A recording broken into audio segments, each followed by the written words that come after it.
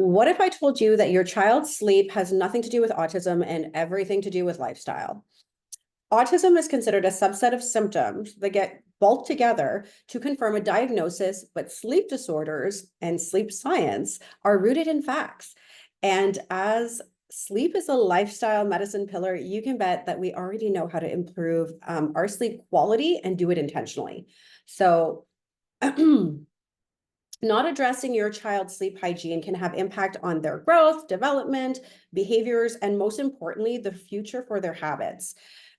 Hi, I'm Natalie Pelto, and I am the co-founder and owner at Blue Life RX, a wellness initiative focused on lifestyle medicine for adults and children alike so that they can thrive. My personal passion and expertise is in brain development and lifestyle interventions for autism and ADHD. So make sure to like and subscribe to get notified for our weekly free content. So I want to share a story of a family in the Blue Life Autism program, which is my signature program, where I work with families from all over the world virtually to help their children achieve greater gains. You can learn more about it below. We had a member whose main wish and goal was that her son would sleep through the night. Now, let me know if this sounds like you. Her son would wake her son would take 1 to 2 hours just to fall asleep. Like she would rub his back for a long time, and he would be restless all night for hours at a time where they co-slept. So he was waking her throughout the night. So she knew that his quality of sleep was not very good. He also woke inconsistently throughout the night, and it wasn't unusual for her day to start between 4 and 5 a.m. Her entire day following was obviously affected. Her son would be irritable, short-tempered, unable to pay attention at school, and like as much, and struggle with severe separation anxiety. I know so many families that this is their life on the day-to-day, especially as they're joining the program. So this was a cycle that she completely repeated daily. She was exhausted. I know that the term momby, if you haven't heard it before, which they associate with new moms of newborns, could actually have been coined for autism moms, as 54 or more % of kids on the spectrum do not sleep well. And just not, and for us, my own journey, my son used to have times where he would wake in the middle of the night. And I wish I'd known then what I knew now about sleep. So how many times has this been you? You're tired, you're brain fog the next day, and repeating the same vicious cycle, right? Like and with this thought, this is the most disempowering thing about the cycle, is that you actually think this is normal for a child on the spectrum. You feel like you've been kind of dealt this hand, and there's nothing you can do but coffee and bear it. And yes, I know that more autism parents title themselves as coffee connoisseurs for a reason.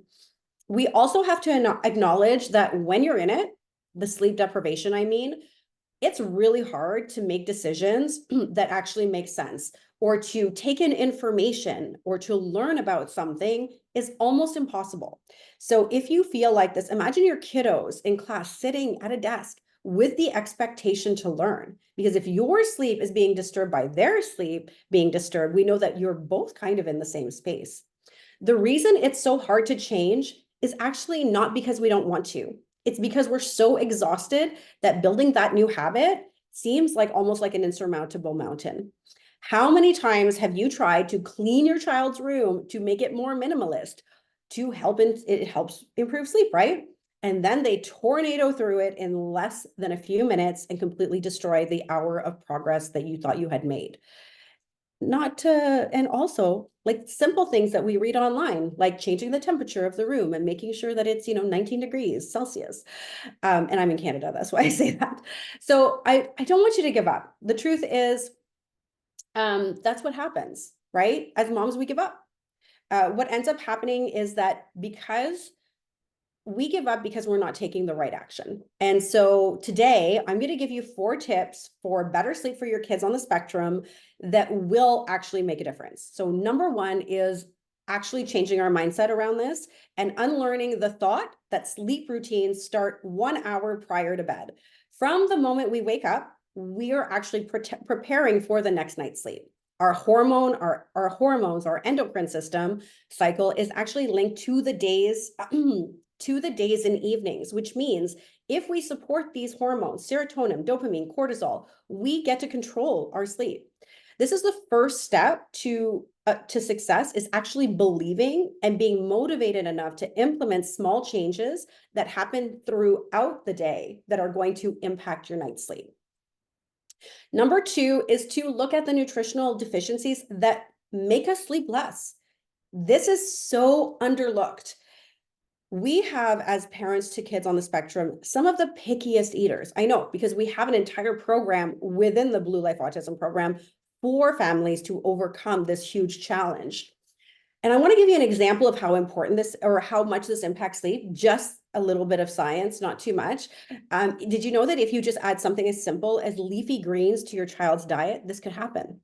Magnesium is high in these. And so leafy greens like spinach, kale, Swiss chard, they're rich in magnesium, a mineral that helps to regulate the body's production of melatonin, which we know is the sleep hormone, the hormone that controls the sleep-wake cycle. Magnesium is also known to have a calmative effect on the nervous system, which can promote relaxation and better sleep, meaning your child will have an easier time falling asleep. B vitamins are also part of leafy greens. Leafy greens are rich in B vitamins, including B6, which plays a role in the synthesis of neurotransmitters like serotonin and melatonin. Again, all coming back to that endocrine system. And these neurotransmitters are essential for regulating sleep. So these are just 2 small examples. There are actually multiple other nutrients just in leafy greens alone that can improve your child's quality sleep very quickly. And easy places to add these things are to smoothies or to different things that they're enjoying, like pizza, or if you're going to use it with nuggets, by all means, make your nuggets fresh and throw them in the batter. There are multiple ways. Number 3 tip is actually reducing the toxic load, including screens. Yes, screens fall in the toxic load section. So reducing screen time, especially before bed, is a game changer, at least 2 hours.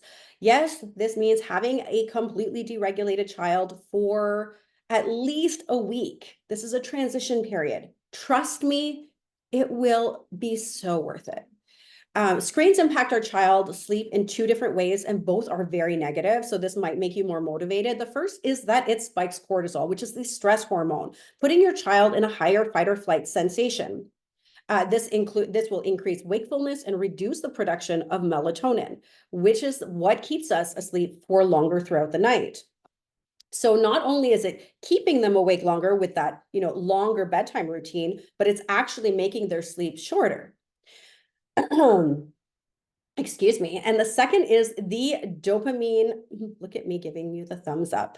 The next is the dopamine cycle impact. I have a lot of conversations, and some of the biggest meltdowns with kids are getting off of screens. Number 4, which is our last tip for this video, is learning about your child's circadian rhythm. You probably heard about this, and if you haven't, it is very important to our sleep. This is the difference in body temperature, light exposure that we receive throughout the day that impact our hormone production. Again, always coming back to that endocrine system. Blue lights from the sun in the morning are going to match our cortisol spike that's needed for us to fully wake up, including our kids. Red light from sunset, on the other hand, at night, actually creates the conversion of serotonin to melatonin and increases the production of melatonin. So simple steps. These are, if you're here and you've made it through to the end of this video, and kept your interest, you've obviously learned some new information. Yes, your child's room temperature and environment help, but it is not the make or break of sleep quality. The information that I just shared with you is. Instead of feeling like you have to tackle all these things I just shared, I just do what I teach in the Blue Life Autism program to all the families, is actually to just choose one of the areas that I recommend or mentioned. Preferably, I like to call it the lowest hanging fruit.